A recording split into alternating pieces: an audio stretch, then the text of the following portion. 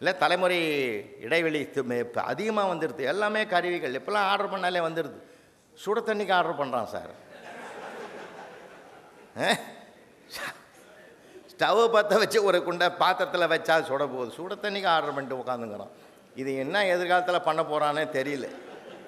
ரொம்ப மோசமாக போய்ங்கிறேன் சார். அன்னைக்கு கூட மாமியார் சொல்லுது, மருமக அப்படி கிராஸ் பண்ணி கிச்சன் பக்கமாக போகுது. மடியே கிச்சன் பக்கமாக போகிற அந்த பாலை சிம்பிளை வைடியம்மா, சிம்மு 1லேயே சிம்மு 2லேயான்னு கேட்குது. அது அந்த அம்மா அடிச்சிக்குது. உனக்கு சமைக்க தெரியலன்னா கூட நான் ஒத்துக்க முடியாம்மா தாயே, சிம்மு 1லேயா சிம்மு 2லேயான்னு கேட்டு நான் எங்கடி போய் முட்டிக்கிறது. இன்றைக்கி உலகம் அப்படி போகுது சார். ரொம்ப மோசமாக இருக்குது. அதனால் நம்ம என்ன பண்ணணும், எதையுமே தாங்கி மகிழ்வாக அதை ஆக்கி கொள்ளுகிற மனப்பக்குவம் வந்தால்தான் நமக்கு நம்மால் நிம்மதியாக வாழ முடியும். இல்லைன்னா ஐயா சொன்ன மாதிரி டென்ஷன் தான். நிறைய பேர் எனக்கு இந்த பேப்பர் எக்ஸாமினேஷன் பேப்பர்லாம் நாங்கள் திருத்தும்போது நாங்கள் எவ்வளோ கஷ்டப்படுவோம் தெரியுமா? பல பேர் கஷ்டப்படுவாங்க. நான் கஷ்டப்பட மாட்டேன், இஷ்டப்படுவேன். ஒவ்வொரு பகுதியும் படிப்பேன். சூப்பராக எழுதுவான் சார். அவனை மாதிரி சிந்தித்து எழுதுகிற ஆளே கிடையாது. இன்னொன்று தெரியுமா? பெண் பிள்ளைகள் பெற்றவங்க சந்தோஷப்படுங்க. உண்மையிலே இந்த நாட்டில் தர்மம் இன்றைக்கும் அறம் இருக்குதுன்னா பெண்களால் தான் அந்த அறம் தழைக்குது, நம்புறவன் நான். ஒரு பெண் குழந்தை ஆன்சர் தெரிஞ்சால் தான் எழுதும். நம்ம பையன் அப்படி இல்லை. ஆன்சர் தெரியாட்டாதான் பக்கம் பக்கமாக எழுதுவான். பூகம்பம் எப்படி உருவாகும்னு கேட்டிருந்தேன் சார். அவன் எழுதிக்கிறான் சார், பூகம்பம் எப்படி உருவாகும் என்றால், வானம் வெடித்து சிதறும், பூமி பிளக்கும், கடல் கொந்தளிக்கும், பெருக்கெடுத்து ஓடுகிற வெள்ளத்தில் எங்கள் தமிழையா முதலில் போய் விடுவார். முடிச்சுட்டான் நம்மளை. அவருக்கு பின்னால் ஆடு மாடுகள் எல்லாம் திரளாக போகும். அப்போ கூட அவன் வர மாட்டான். இந்த மாதிரி ஒரு அதர்மமான ஒன்றை பெண் எழுதுமா? எழுதவே எழுதாது சார். நீங்கள் உங்கள் வீட்டிலே பையனையும் பாருங்கள், பொண்ணையும் பாருங்கள். பையன் படிக்கவே மாட்டான், ஆனால் படித்த மாதிரி இருப்பான். பொண்ணு எல்லாத்தையும் படிச்சிருக்கோம், அது படிக்காத மாதிரியே உட்காந்துருக்கும். போம்மா டைமே இல்லைம்மா, டைமே இல்லை, அது மொத்தத்தையும் படிச்சிருக்கோம். இது இயல்பு சார். இது இயல்பு. அப்போ அவன் அப்படி தான் எழுதுவான். அதெல்லாம் நான் ரொம்ப ரசிப்பேன் சார். இன்னொருத்தன் எழுதிக்கிறான், ரொம்ப அவனை அந்த மனவளக்கலை குடும்பத்தை சார்ந்தவன் போலக்குது. அவன் எழுதிக்கிறான் சார், இந்த பேப்பரை திருத்தும் ஆசிரியர் வாழ்க வளமுடன். 2வது எழுதிக்கிறான், அவர் குடும்பம் வாழ்க வளமுடன். 3வது வரி எழுதியிருக்கான், இந்த ஆசிரியர் எனக்கு அள்ளி போடுவதை மார்க்க அள்ளி போடுவதைப் போல அவர் பிள்ளைகள் படிக்கிற எது எழுதுகிற அந்த ஆசிரியர்களும் அள்ளி போட வேண்டும், அவர்களும் வாழ்க வளமுடன். இப்போது இவ்வளோ நல்ல மனசோடு எழுதிக்கிறானே, நான் மார்க் போடலாமா வேணாம்? யோசனை பண்ணி பாருங்களேன். இப்படி வித்தியாசம். அது ஒரு நம்பரை வேறு போட்டுக்கிறான் சார், கேள்வி நம்பரு. ஒரு தடவை அப்படி தான் சார் எழுதிவிட்டான், வித்தியாசமாக வேடிக்கையாக எழுதிட்டான். அவனே கூப்பிட்டு நான் கேட்டேன், ஏன்டா இப்படி எழுதலாமாடான்னு. நான் அழுதான் சார். ஏன்டா அழுற? அரசாங்கம் சொல்லியிருக்குது உன்னை திட்டக்கூடாது, அடிக்கக்கூடாது, உனக்கு மன உளைச்சல் வர மாதிரி நான் பேசக்கூடாது, இவ்வளவு கட்டுப்பாடு எங்களுக்கு தாண்டா இருக்குது, உனக்கு ஒன்றுமே இல்லையே, இவ்வளவும் உருவாக்கிட்டு நிற்கிறியேடா, நீ எழுந்து தப்புன்னு கூடமா சொல்லக்கூடாது. நான் அதுக்காக அழுவலை சார். நீங்கள் படித்து பார்த்து திருத்துவீங்கன்னு நான் நினைக்கவே இல்லை சார். அவன் போகிற போக்கில் அள்ளி போட்டுருவான்னு அவன் முடிவு பண்ணி வச்சுருக்கிறான். அதைத்தான் நான் சொல்ல, வித்தியாசமான உலகம், வேடிக்கையான மனிதர்கள். இதுக்கு நம்ம முரண்பட முடியுமா? அவனை ரொம்ப ரசிப்பேன் சார். ரொம்ப பழைய நான் ஒரு புத்தகமே 4 புத்தகம் எழுதியிருக்கிறேன். அந்த வகுப்பறை அனுபவங்கள்னே எழுதியிருக்கேன். மேடை அனுபவங்கள் எவ்வளோ இருக்குது தெரியுமா எங்களுக்கு? அந்த அனுபவத்தை ரசிப்போமே. நீங்கள்லாம் என்ன அழகாக ரசிக்கிறீங்க. நீங்கள் நான் கொடுத்து வச்சுவேன். இவ்வளோ நல்ல சுவைஞர்கள் கிடைக்கிறது ரொம்ப பாக்கியங்கய்யா. சேலம் அம்மாப்பேட்டையில் பேசுகிறேன் பட்டிமன்றம் சார். நான் தான் நடுவர். இந்த பக்கம் 2 பேர், இந்த பக்கம் 2 பேர். நான் தான் ஆரம்பிக்கிறேன். பசங்க முன்னாடி என்ன அன்பாக கேட்குறான் தெரியுமா? கிளாஸ் ரூமில் கூட அப்படி கேட்க மாட்டான், அவ்வளோ அன்பாக கேட்குறான். அங்கேருந்து ஒரு அம்மா வேகமாக வந்தது சார். ஒரு அவங்க புள்ள போலகுது, இழுத்து போட்டு ஏன் முன்னாடியே அடிக்குது. இந்த மாதிரி இடத்துக்கெல்லாம் வருவியாடா? இந்த மாதிரி இடத்துக்கு வருவே? 4 பேர் 4 விதமாக பேசுவான்டா. கெட்டு சீரழிஞ்சு விடுவேன். வீட்டுக்கு வா அப்போ தான் நான் பேசிங்கிறேன். எனக்கு எப்படி இருக்கும் சார்? அந்த பட்டிமன்றம் ஒழுங்காக நடத்த முடியுமா என்னால்? ரொம்ப சிக்கல் சார். நீங்கள் மேடையில் ஜெயிக்கிறது மட்டும் லேசுன்னு நினச்சிங்கிறீங்களா? அன்பு பெரியவர்களே, அருள் மிகுந்த தாய்மார்களே என்ற அப்படியே ரிப்பீட் ஆகுது. மைக்காரர்கிட்ட கேட்டேன், எதிரொலிக்குதுப்பா தம்பின்னா. இல்லை சார், எல்லாமே சரியாக தான் இருக்குதுன்னாரு. மறுபடியும் சொல்கிறேன், சங்க இலக்கியம் இடைக்கால இலக்கியம்னு அதே ரிப்பீட் ஆகுது. சங்க இலக்கியம் இடைக்கால இலக்கியம். தம்பி கொஞ்சம் டெஸ்ட் பண்ணுப்பான். அவரும் டெஸ்ட் இல்லை சார், ஒரு பிரச்சனை இல்லைன்னு. அப்புறம் நான் சொன்னேன், சங்க இலக்கியம் இடைக்கால இலக்கியம் தற்கால இலக்கியம் இவையெல்லாம் அறத்தை மையப்படுத்தித்தான் அன்பை போதித்து கொண்டிருக்கிறது. இவற்றையெல்லாம் நாம் படித்து மகிழ காலமாகும் என்பதனாலே சுருக்கமாக உங்களிடத்தில் உரையாற்ற விரும்புகிறேன் போது உம்மா நீட்டாக சொன்னால் நான் எப்படி திருப்பி சொல்கிறதுன்னு. அப்புறம் தான் பின்னாடி பார்க்குறேன், ஒரு ஆள் படுத்துக்கினே இதை சொல்லிங்கிறான் சார். அவன் எங்கே போயிருப்பான்றது உங்களுக்கு தெரியும் சார். உண்மையை அனுபவித்து சொல்கிறேன். ஏன்னா இவ்வளோ நெருக்கடி, ஒரு நெருக்கடி நமக்கு வருகிற போது தான் நாம் யார் என்பது நமக்கே தெரியும். நெருக்கடி நம்ம மேலே கோவப்படக்கூடாது. நான் தமிழறிஞர் தென்கட்சி சுவாமிநாதன் இருந்தாங்க இல்லையா, இன்று ஒரு தகவல். அவரை நான் ரொம்ப வணங்குவேன். ஏன்னா அவரோட 7 ஆண்டுகள் நான் பயணம் பண்ணுவேன். அற்புதமான மனிதர், அருமையான மனிதர். ஒரு விஷயத்தை உண்மையை சொல்லிட்டோம்ல உங்களுக்கு, ஏறத்தாழ 40 ஆண்டுகள் மேடையில் பேசிய ஒரு மேடையில் கூட ஒரே ₹1 கூட அவர் வீட்டுக்கு எடுத்து போனதில்லை. இது எனக்கு தெரியும். அத்தனை பணத்தையும் ஒரு முகவரிக்கு அனுப்பிடுவார், ஒரு ஏழை குழந்தையின் முகவரிக்கு அனுப்பிடுவார். அவர் பாதையில் தான் நான் இன்றைக்கி ஒரு 12 பெண் குழந்தைகளை படிக்க வைக்கிறேன். அவர் தமிழ்நாடு முழுவதும் பண்ணார், தமிழ்நாடு முழுவதும் பண்ணார். ரொம்ப அற்புதமான மனிதர் சார். அவர் மாதிரி அவர்கிட்ட தான் நான் பல பாடங்களை படித்தேன், பல பாடங்களை படித்து கொண்டவன் நான் தான். குறையாக வர்றதை கூட நிறையாக பார்க்குற பழக்கம் எனக்கு வந்ததே அவரால் தான். அவரால் தான் சார், உண்மையில் சொல்கிறேன். எப்படிப்பட்ட மனுஷன் தெரியுமா? தென்காசி பக்கத்தில் போய் பேசிட்டு குற்றால அருவியில் குளிக்கலாம் நானும் ஐயாவும் காலையில் போகிறோம். அதெல்லாம் அனுபவம், கூட இருந்தது அனுபவம். அவரோடு பிர்லா கோளரங்கத்தில் பயின்று வேலை செய்கிற 2 நண்பர்கள் வந்திருந்தாங்க. பார்த்துட்டாங்க அவரை. சாமிநாதா, இந்த அருவி கொட்டுற உயரமான இடத்துல இருந்து நீ இன்று ஒரு தகவல் சொன்னால் எப்படி இருக்கும்னு கிண்டல் பண்ணாங்க. ஐயா சொன்னார் சிரிச்சுக்கிட்டே, நல்லா தான் இருக்கும், நீ ஏன் வீட்டுக்கு தகவல் சொல்ல வேண்டியிருக்கும்னாரு. எப்படி இருக்குது பார்த்தீங்களா? தாக்குதலை கூட தாங்குதலாக மாற்றுகிற மனப்பக்குவம் பெற்றுவிட்டால் அவங்க தான் ஜெயிச்சுக்கிட்டே இருப்பாங்க வாழ்க்கையில். ரொம்ப அனுபவம் அவர்கிட்ட நிறைய நான் பார்த்துருக்கிறேன். வைகை எக்ஸ்பிரஸில் புறப்பட்ட மதுரைக்கு வந்து விழுப்புரம் ஜங்ஷனில் நிற்குது ட்ரெயின். புறப்படுற நேரத்தில் இந்த ஸ்டாலில் மசாலா வடையை கொண்டாந்து கூடையில் வச்சு கொட்டிட்டான். கமன்னு வாசனை வருது. ஐயா சொன்னார், 500,000 செலவு பண்ணாலும் நம்ம வீட்டில் இவ்வளோ வாசனை வரலடா, என்னம்மா செய்கிறான்னு தெரியலன்னார். இதை வாங்கிட்டு வரேன் ஏன்னு இறங்கி ஓடி போய் பொட்டலம் கட்டுற பையன் ஒரு 15 வயசு இருக்குது, அவன் கையில் ஒரு 20 ரூபா நோட்டை கொடுத்து சீக்கிரம் கட்டுறா ட்ரெயினை பிடிக்கணும்னா கலகலன்னு அந்த பையன் சிரித்தான். சார், என்னடா நான் சிரிக்கிற மாதிரி எதுவும் சொல்லலை, ஏன் சிரிக்கிறேன்னா அவனும் வடையை வச்சு எலியை பிடிப்பான், நீ ட்ரெயினையே பிடிக்கணும் சொன்ன பற்றியா, அதை நினச்சி தான் சார் நான் சிரித்தேன்னா. அதை எப்படி மாற்றுறான் பார்த்தீங்களா? அது சிரிக்கிறதுக்கு ஒரு ஹியூமருக்கு காரண காரியமே தேவையில்லை சார். அந்த நயம், அந்த சுவை, அந்த அனுபவம், அதை நம்ம பெற்றுவிட்டாலே போதும். ரொம்ப சந்தோஷமாக இருக்கலாம். நான் அனுபவிச்சது சொல்கிறேன். கிட்டத்தட்ட ஒரு 25 வருஷம் இருக்குது சார். 25 வருஷத்துக்கு முன்னாடி எங்கள் சிட்லப்பாக்கத்தில் லைன்ஸ் கிளப் தலைவர் லைன் சிவகுமார் இருந்தார். இங்கே அருமை நண்பர்கள் ரோட்டரியில் நண்பர்கள் வந்திருக்காங்க. நாங்கள் லைன்ஸ் அது மாதிரி அவங்க எல்லாம்னா சேவையே நடக்காத நாட்டில். அந்த அளவுக்கு ஒரு உயர்ந்த மனிதர் அவர். அவருடைய வீட்டுக்கு நான் போயிருக்கிறேன் சார். இதை கூட என் புத்தகத்தில் எழுதியிருக்கேன், என் அனுபவம் அது. அப்படி போய் உட்காடுறேன். அவர் சொன்னார், அவனுடைய மகன் பேர் சாம்பசிவம், சாம்புன்னு கூப்பிடுவாய். சாம்பு புலவரையா வந்துருக்கிறாரு, அம்மா கிட்ட சொல்லி சர்க்கரை இல்லாத பால் வாங்கி வந்து கொடுறான்னு சாப்பிட்றதுக்குன்னார். அந்த பையன் ஒரு சவுண்டு விட்டுன்னு வேகமாக உள்ளே ஓடி போய் அம்மா கொடுத்த பால் அந்த டம்ளர் நிறைய அந்த மகராசி வழியே கொடுத்துடுது. அப்படியே பக்குவமாக தூக்காந்து டம்முன்னு டேபிளில் வச்சான். வச்ச வேகத்தில் அந்த பால் இப்படி ஆடுது, தழும்புது. நான் என்ன பண்ணேன், தழும்புதுன்னு சொல்லியிருக்கணும். அந்த பையன் வச்சுட்டு அப்படி போகும்போது சொன்ன, டே சாம்பு பால் ஆடுதுன்னு. இல்லை மாமா, அது மாடுதுன்னா.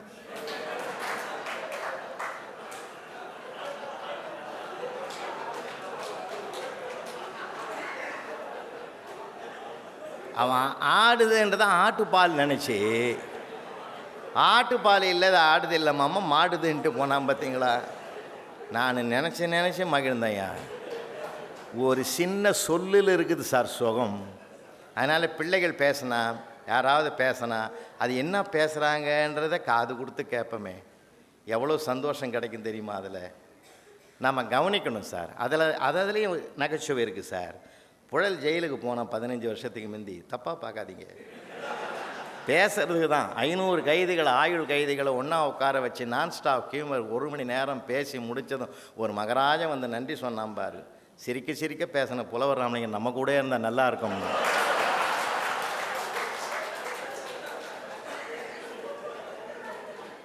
நான் என்ன தப்பாக நினைக்க முடியும்? என்னை புகழ்வதற்கு அவனுக்கு தெரியல, அதுதான் அவனுக்கு எல்லை. அது அவன் ஒரு எல்லையை வச்சுன்னு என்ன சொல்கிறான், என்னை உள்ளே தள்ளணும்னு அவனுக்கு ஆசை இல்லை. நம்ம அதுதான் சொன்னேன், எதிர்மறை சிந்தனை கூடாது, நேர்மறை சிந்தனை வேணும். நேர்மறை சிந்தனையாக வச்சுக்கோமா சார், அதில் இருக்கிற மகிழ்ச்சி மாதிரி உலகத்திலே கிடையாது சார். மகிழ்ச்சியாக இருங்க ஐயா. கணவன் மனைவி மகிழ்ச்சி உலகத்தில் கிடைக்காத மகிழ்ச்சி. அது சின்ன சின்ன விஷயங்கள் வரும், சண்டை வரும். இப்போ இருக்கிற ஜென்ரேஷனில் தாய்மார்களுக்கு அபார திறமை இருக்குது, அபார திறமை இருக்குது. நான் நிறைய அங்கே மன்றத்தை அரங்கத்தை முழுது இருக்கிறவங்களோட பகிர்ந்துக்கிறேன். ஒரு காலத்தில் நம்ம அவங்களாம் ஆண்கள் சமுதாயம் போட்டு மிரட்டிக்கிட்டு இருந்தது. எங்கள் தாத்தா காலத்தில் எங்கள் பாட்டி வர முடியாது சார். 4 பேர் ஆம்பளைங்க பேசுகிற இடத்துல உனக்கு என்ன வேலை, போ உள்ள, அப்படி அதிகாரம் பண்ண ஆம்பளை இந்த மண்ணில் இருந்திருக்கிறோம்.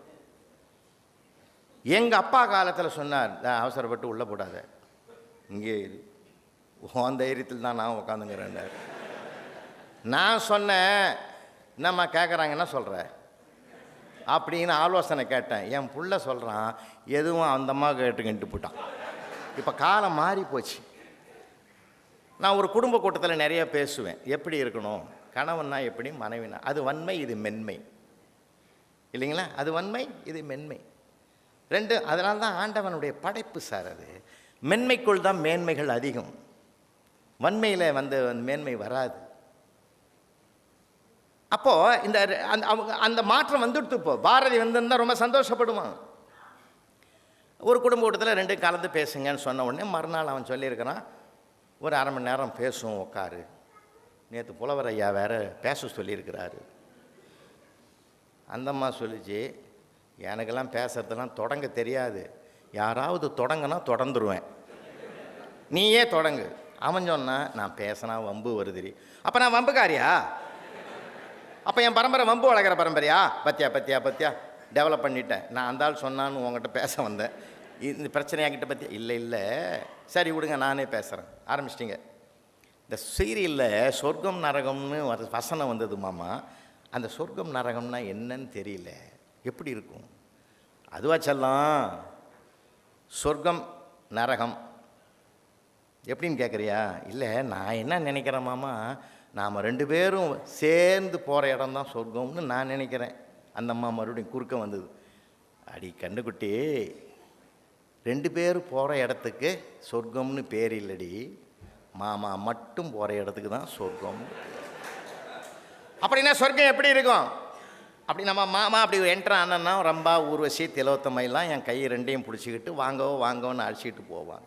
நரகம் அது ஒரு கருப்பு குரங்கு வந்து தான் உன் கையை பிடிச்சி உள்ளே கூட்டியும் போகும். போங்க மாமா, உங்களுக்கு இங்கேயும் பேரடிகி அங்கேயும் பேரடிகி, எனக்கு மட்டும் இங்கேயும். அவன் ஜென்மத்துக்கு பேசுவான். பெண்ணுக்குள் ஞானத்தை வைத்தான் புவி பேணி வளர்த்திடும் ஈசன், மண்ணுக்குள்ளே சில மூட நாங்கள் மாதர் அறிவை கெடுத்தார். இப்போ காலம் மாறி போச்சுங்க. அவ்வளவு மகிழ்ச்சி, ஆனந்தமும் அவங்களுடைய திறமையும் இன்றைக்கு வளர்ந்துருக்கிற ஒரு காலம். அதனால தான் சொல்கிறது, உங்களெல்லாம் வணங்கியே கேட்குறேன். ஒரு ஜவுளி கடைக்கு போனால் இந்த ஒரு லட்சம் போய் நீ வாங்கிக்க தேவைன்னு சொல்லக்கூடாது. ஒரு நகை கடைக்கு போகிறோமா, இந்தம்மா பணம் உனக்கு வேண்டியதை வாங்கிக்க சொல்லக்கூடாது. தயவு செஞ்சு எல்லாருக்கும் சொல்கிறேன், ஐயா பாலமுருகன் உள்ளிட்ட அத்தனை பேருக்கும் இது பொருந்தும், எனக்கும் பொருந்தும். சேர்ந்து போவோம் சார், அதில் ஒரு லைஃப் கிடைக்கும் சார், ஆனந்தம். அதை விட என்ன இருக்கு ஐயா? என்ன இருக்குது சொல்லுங்கள் பார்ப்போம். பணத்தை மட்டும் கொடுத்துட்டா போவாது சார், கொஞ்சம் நம்ம மாற்றிக்குவோம். நான் சொல்கிறதில்ல, நானும் செய்கிறவன் தான். 2008 பிஎஃப் லோனு, பிஎஃப்லாம் வந்தது எனக்கு திரும்பி. 2007 ரிட்டையர்மெண்ட்டு, பிஎஃப் வந்தது, ஒரு 3 லட்சம் ரூபா வந்தது. அப்படியே பர்ஸில் வச்சுக்கிட்டு, நீ ரொம்ப நாளாக நகை கேட்டியா, வா போகலாம். நகை கடைக்கு உள்ளே போனோம். அவரும் நல்லா உள்ளே கூப்பிட்டு ராஜ மரியாதை கொடுத்தாரு. எங்கள் வீட்டு அம்மாவுக்கு தான் ராஜ மரியாதை கொடுத்தாரு. உள்ளே போச்சு. ஏன் நான் 3 லட்சம் வச்சுருக்கிறதுன்னு அதுக்கு தெரியும். அந்த 3 லட்சத்துக்கு என்ன கணக்கு போடணுமோ அவ்வளவும் கணக்கு பண்ணி 3,15,000 ரூபா இந்த ஜிஎஸ்டி அது இதெல்லாம் போட்டு, அப்போ இல்லை இந்த செயற்கூலி சேதாரம்லாம் போடுறாங்கல்ல, இப்போ போடுற மாதிரி அப்போ அதை சேர்த்து போட்டாங்க. 3 லட்சத்தி ரவுண்டாக வந்து 15 ரூபா சொச்சம் வந்துடுது. ஓரளவுக்கு நகையை வாங்கணும். கிட்ட பில்லு கொடுக்கும்போது அந்த நகை கடைக்காரர் சொன்னார், அது மாதிரி ஒரு அற்புதமான மனிதரை பார்க்க முடியாது, இந்த நகை கடை ஓனர் மாதிரிலாம். அருமையாக சொன்னார். டேய் சார், நமக்கு ரொம்ப வேண்டியவர், அந்த 15 ரூபாயை தள்ளிடு. என் வீட்டுக்காரன் என்ன ஒரு மாதிரியாக பார்க்குறான். உன் மதிப்பு 15 ரூபா தானே. அந்த நகை அவள் கழுத்துக்கு போச்சு. அவளுக்கு மகிழ்ச்சி தாண்டவம் ஆடுது. அப்படியே நாங்கள் புறப்படலான்னு முடிவு பண்ணும்போது நகை கடைக்காரர் சொன்னார், வாங்க சார், சும்மா போகிறீங்க, அம்மா அவ்வளோ நகை வாங்கியிருக்கிறாங்க, நீங்கள் சும்மா போகிறீங்க அப்படின்னு ஒரு காலி பர்ஸை கொடுத்தான். பார்த்தீங்களா, என் ஜென்மத்துக்கு மறக்க மாட்டேன் சார். அதை என் பர்ஸை காலியாக்கிட்டு அவர் ஒரு காலி பர்ஸை கையில் கொடுத்தாரு. பார்த்தீங்களா, அதை அப்படியே சந்தோஷமாக மகிழ்ச்சியாக நினச்சிக்கின்னு உள்ளுக்குள்ளே வரேன். அடடா என்னடா உலகம்னு நினச்சிக்கின்னு வெளியில் வரேன். எங்கள் வீட்டு அம்மா அந்த முழங்கையில் இப்படி வச்சு அப்படி ஒரு தட்டு தட்டி, என் கூட வந்ததுனால தானே உனக்கு ஒரு பர்ஸு கிடச்சிது. சார், இதை விட என்ன சார் ஆனந்தம் வேணும்? எத்தனை கோடி கொடுத்தாலும் இது கிடைக்குமா சார்? எத்தனை கோடி கொடுத்தாலும் இது கிடைக்குமா? கருப்பு கோட்டுக்குள்ளே ஒரு நெருப்பு சூரியனாக உருட்டி விழி பார்வையோடு உதடுகள் வந்தே மாதரம் என்று உச்சரித்துக் கொண்டிருக்கக்கூடிய ஒரு மகா மனிதன் சித்தன் பாரதி தன் மனைவி செல்லம்மாவை அழைச்சிக்கிட்டு, உறவுகளை அழைச்சிக்கிட்டு திருவனந்தபுரம் ஜூக்கு உள்ளே போகிறாரு. இவர் யாருன்னு அவனுக்கு தெரியும். செக்யூரிட்டிக்கு ஓடி வரான். சாமி, எல்லா இடத்துக்கும் போங்கோ, சிங்க கூண்டுக்கு முன்னாடி சிங்கத்து கூண்டுக்குள்ளே கையை விட்டுறாதீங்க, அது நேற்று வந்த சிங்கம், அது எப்படி இருக்குன்னு எனக்கு தெரியாது. அவர், நீர் சும்மா இருமையா, அவர் காட்டுக்கு ராஜா, யாம் பாட்டுக்கு ராஜா அப்படின்னு உள்ளே போய் சிங்கராஜா கர்ஜின்னார். அது கர்ஜிக்குது. பார்த்தீரா பார்த்தீரான்னாரு. இப்படி என்ன ஆனாலும் போதும் அவன் போயிட்டான். இந்த பக்கம் பார்க்குறாங்க, செல்லம்மா பாரதி அவருடைய மனைவி சாமி கும்பிடுது. பகவானே பகவானே, சிங்கத்துக்காவது நல்ல புத்தி கொடு. இதை சமூகம் என்ற கட்டுரையில் தன் கைப்பட பாரதி எழுதுறாருன்னா இதை விட என்ன சார் இருக்குது ஆனந்தம்?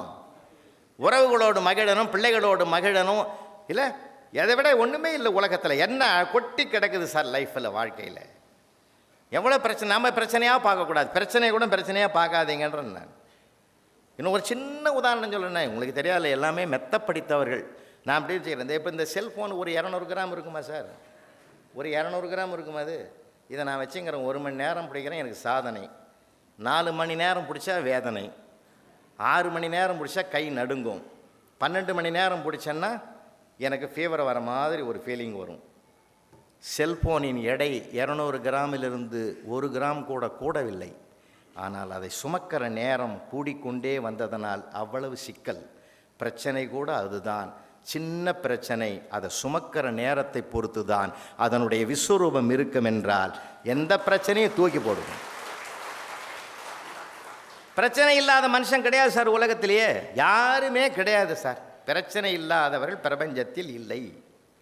முதல் முடிவுக்கு வந்துடும். எல்கேஜி பையன்லேருந்து பிரதமர் மந்திரி வரைக்கும் இருக்குது சிக்கல். நமக்கு வீட்டு பிரச்சனை, அவருக்கு உக்ரைன் பிரச்சனை. அப்போ பிரச்சனைன்னு ஒன்று இருக்குதா இல்லைங்களாங்க? யாருக்கு சார் இல்லை? பையன் நிறுவனர் எவ்வளோ பெரிய நிறுவனத்தை நடத்துகிறாரு, அங்கே பிரச்சனை இல்லையா? அங்கேயும் இருக்கும் சார்.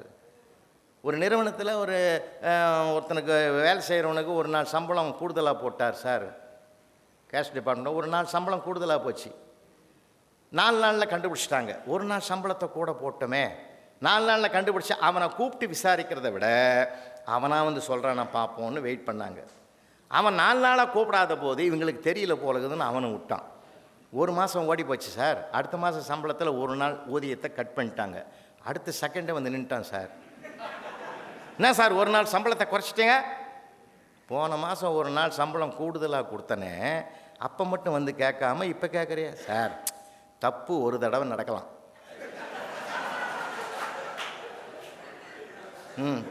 தப்பு ஒரு தடவை நடக்கலாம், 2வது தடவை நடந்தா கேட்கணுமா இல்லையா? அவன் என்ன தர்மத்தை கையில் வச்சுங்கிறான் பார்த்தீங்களா? இதை என்ன சார் பண்ண முடியும்? இதுக்கு என்ன தீர்வு? அதை நம்ம அப்படியே பொறுத்து கொண்டு போக வேண்டியது தான், வேறு வழி கிடையாது. இவ்வளவாதி சிக்கல்கள் இன்றைக்கி நிறையா இருக்குது. எந்த இடத்துல சிக்கல்கள் இல்லை? எல்லா இடத்துலையும் இருக்குது சார், கொட்டி கிடக்குது சார். நிறைய நான் பஸ்ஸிலலாம் நிறைய பார்ப்பேன், நிறைய பயணங்களில் நிறைய பார்ப்பேன். அதனால் நம்ம வந்து சிக்கல் பிரச்சனைன்னு நம்ம ஒதுங்கிட்டோம்னா வாழ்க்கையில் சுகம் இருக்காது. நாமும் மகிழ முடியாது, அடுத்தவங்களும் மகிழ வைக்க முடியாது. 1000 பிரச்சனைகளுக்கு மத்தியில் அழகான ஒரு குறளை சொன்னார் ஐயா. பகல் பொழுது கூட பல பேருக்கு இருட்டாக தெரியும். ஏன்னா சிரிக்க தெரியாதவனுக்கு அந்த கடவுள் நமக்கு கொடுத்த மிகப்பெரிய சொத்தியாது. தயவுசெய்து கலகலன்னு சிரிங்க, சந்தோஷமாக பாருங்கள். டிவி கூட பாருங்கள், நான் வேணான்னு சொல்லலை. நான் கூட டிவி பார்த்து அதில் நல்ல சில தர்மத்தை புரிஞ்சுக்கின்னு இருக்கிறேங்க. ஒன்றும் இல்லை, பிரபு வராரு நகை வாங்கன்றார், ராதிகா மேடம் வருது அடகு வையன்னுது, விக்ரம் வராரு வித்துருன்றாரு. ஆடாடா, இந்த பைத்தியக்கார ஜனங்களை இன்னமா குழப்பறானுங்க. ஒருத்தன் வாங்குன்றான், ஒருத்தன் அடகு வையன்றான், ஒரு ஆள் வித்துருன்றான். அவன் வாங்குறதா அடகு வைக்கிறதா விற்கிறதா? ஒன்றும் கஷ்டம் சார், ரொம்ப சிரமம். 6 மாதத்துக்கு முந்தைய எங்கள் கிராமத்துக்கு போகிறோம். விழுப்புரம் பக்கத்தில் பனமலைப்பேட்டைன்ற எங்கள் கிராமத்துக்கு நான் போகிறோம். பழைய காலத்து நண்பன் பறந்தாமன்னு பேர், பார்த்து பல வருஷம் ஆச்சு.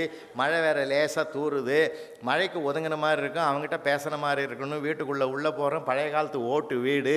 அவன் ஆனந்தமாக உள்ளே உட்காந்துங்கிறான், வெளியிலே நிற்கலாம் போலுக்குது, அவ்வளோ மழை உள்ளே பெய்யுது, அங்கங்கே சாரல் அடிக்குது.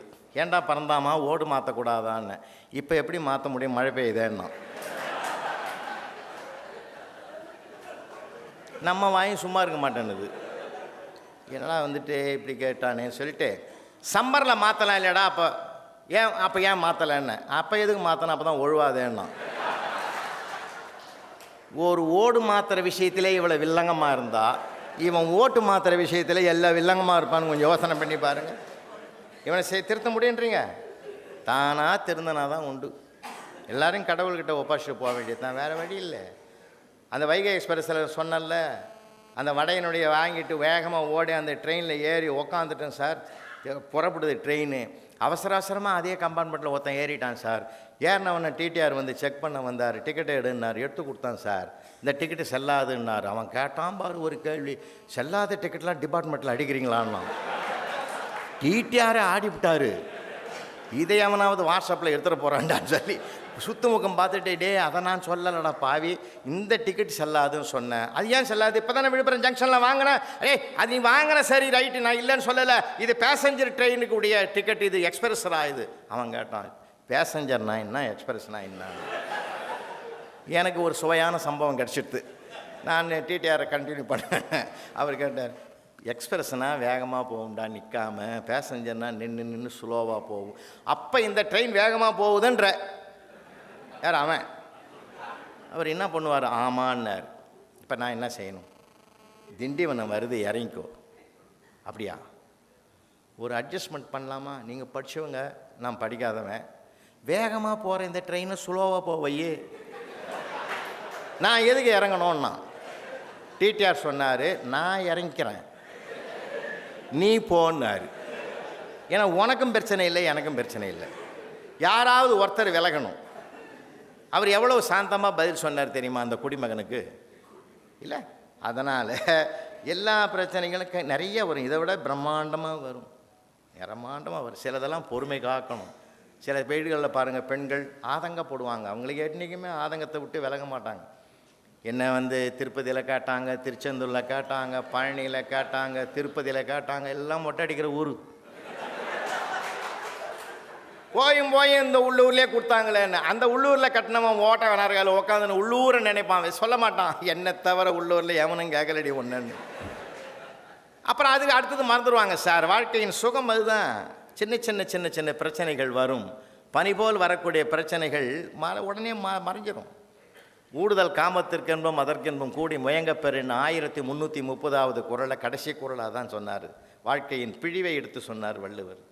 எவ்வளவு இருக்குதுங்க, எவ்வளோ அழகு இருக்குது, எவ்வளோ ஆனந்தம் இருக்குது, எல்லா இடங்களிலும் இருக்குது சார். சின்ன பிள்ளைகள் இடத்துல நல்லா பேசுங்க, கொஞ்ச நேரம் பேசினாலே அவன் ஜாலியாக பேசுவான் சார். இல்லை ரொம்ப நீங்கள் நான் வந்து சிர்சபேசன் அமரர் ஆகிட்டார் அவர். இப்போ ஐயா 90 வயசு அவருக்கு. அவர் ரொம்ப பெரிய தமிழ் அறிஞர் சார். நான் ஐயாவோடும் 10 ஆண்டுகள் பயணம் பண்ணியிருக்கேன். நகரத்தார் அவர். அற்புதமான சொல்லுக்கு சொல் சுவை கூட்டுவார் சார். அவர் என்ன அற்புதமான மனிதர் தெரியுமா? அவரோட போன 25 வருஷம் இருக்கும் சார். திருமழிசை மறக்கவே முடியாது என்னால். திருமழிசை உத்தாண்டேஸ்வரர் கோயில் இது. அப்போல்லாம் திருமழிசைலாம் சாதாரண ஊர், ஒத்த மண் ரோடு. அந்த மண் ரோடில் எங்கள் கார் போகுது. டிரைவருக்கு பேர் கோவிந்தன். அவர் ஐயாவை பார்த்து போனார். ஆனால் அவன் கோவிந்தன் வேகமாக போனான் பாருங்கள். வளைச்ச வேகத்தில் ஸ்டேரிங் கையில் வந்துடுச்சு. இவர் ஐயா விளையாட ஆரம்பிச்சிட்டாரு. கோவிந்தன்னா சங்கு சக்கரம் இருக்கும்ல, கோவிந்தன் கையில். கோவிந்தா கையில் என்ன சக்கரம் சாமி. உடனே ஐயா கேட்டார், சங்கு எங்கே அண்ணா. இன்னும் கொஞ்சம் நேரத்தில் ஊதிடுவாங்க. இது எங்களுக்குள்ள நடந்த டைலாக் சார். இது நிறைய இடங்களில் பார்த்துருக்கேன், நிறைய பார்த்து. நான் என் அனுபவத்தில் நிறைய பண்ணியிருக்கேன் சார். இதே தாம்பரம் முடிச்சவர் வரல என் ஸ்கூட்டரில் ஆக்டிவாவில் போயிட்டு இருக்கிறேன் சார். என்னை இடித்து தள்ளுற மாதிரி ஒன்றை ஓவர்லோக் பண்ணிட்டு போனவன் வேகமாக போய் கரண்ட் கம்பத்தில் மோதி கீழே வந்துட்டான். மனசாட்சியை உடையவன் நான் நின்று நான் மேடைகள்லாம் பேசுகிறமே தர்மத்தைன்னு சொல்லி ஓரமாக பைக்கை வச்சு லாக் பண்ணிவிட்டு அவனை கொண்டு போய் தீபா ஹாஸ்பிட்டலில் அட்மிட் பண்ணி ஃபஸ்ட் எய்டெலாம் கொடுத்து அவன் மூர்ச்சி ஆகிட்டான். சரி வீட்டுக்கு ஃபோன் பண்ணலான்னு வெளியில் வர்றதுக்குள்ளே மூச்சுக்கினான். புலவரையா வணக்கம், உன்னை இடிச்சிட்டு போகிற மாதிரி போனேன், அதை கூட நீ நினைக்காம கொண்டாந்து எனக்கு முதல் உதவி பண்ண பற்றியா, ஆஸ்பத்திரியில் சேர்த்த பற்றியா, இந்த தர்மத்தை நான் மறக்க மாட்டேயா, இதை மறக்க மாட்டேன். ஆனால் ஒன்றே, இதே மாதிரி உதவியை உனக்கு ஒரு நாள் செய்யாமல் நான் விட மாட்டேன்.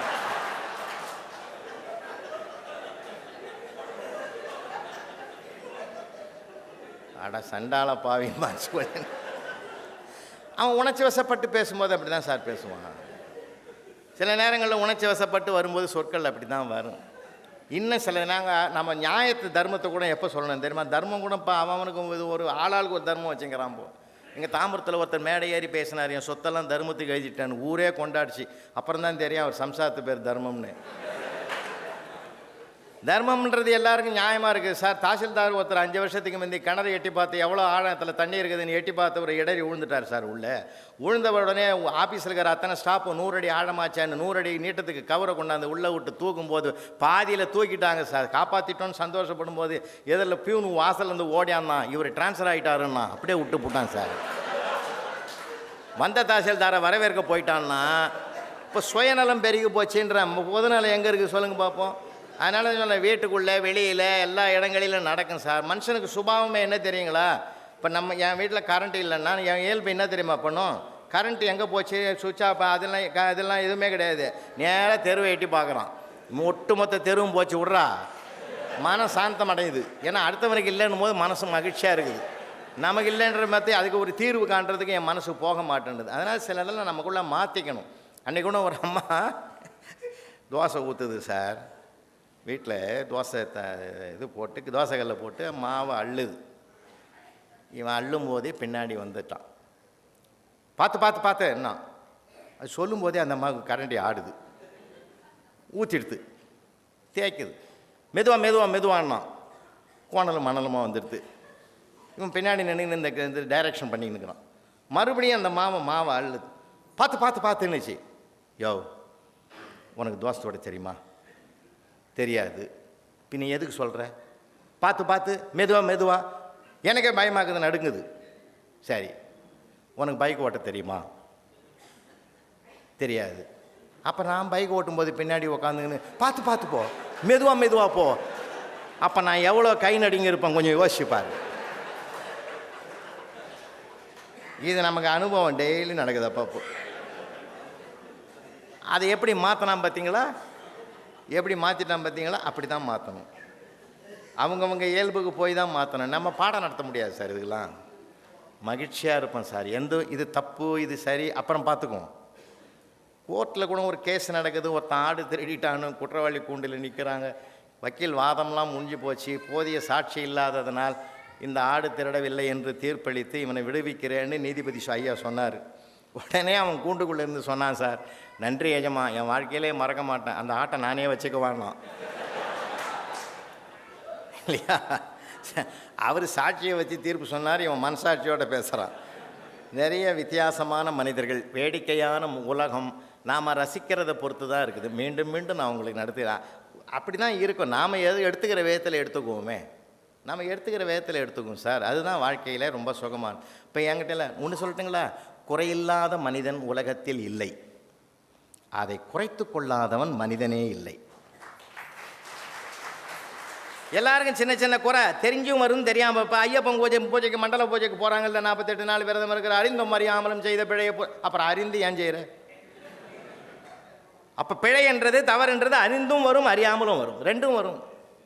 அப்போ பிழையை பொறுத்தல் வாங்கும் போது குறைன்றது எல்லா இடத்துலையும் சார். நான் குறையே இல்லைன்னு யாரும் சொல்ல முடியாது. நம்மை அறியாமலே சில குறை வரும் சார். எனக்கு நான் 2019 நான் சிங்கப்பூருக்கு போகும்போது லிட்டில் இந்தியாவில் தங்கி அங்கே என்னுடைய தலைமையில் தான் பிரம்மாண்டமான ஒரு தமிழர் திருநாள் பட்டிமன்றம் பொங்கல் திருவிழா கோலாகலமாக கொண்டாடினாங்க.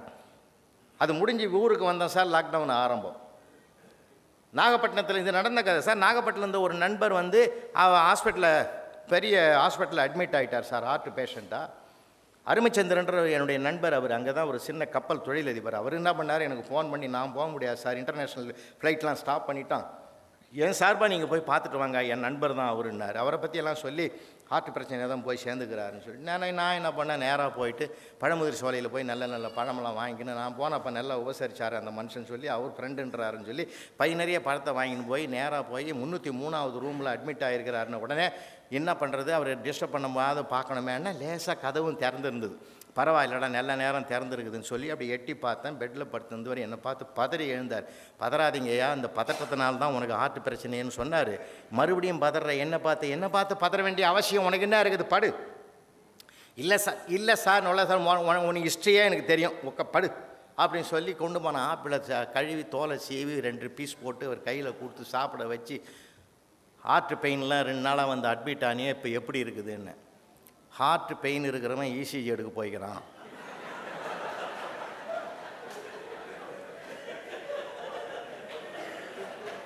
எனக்கு என்னடா பண்ணுறோம் ஒரு மாதிரி ஆச்சு.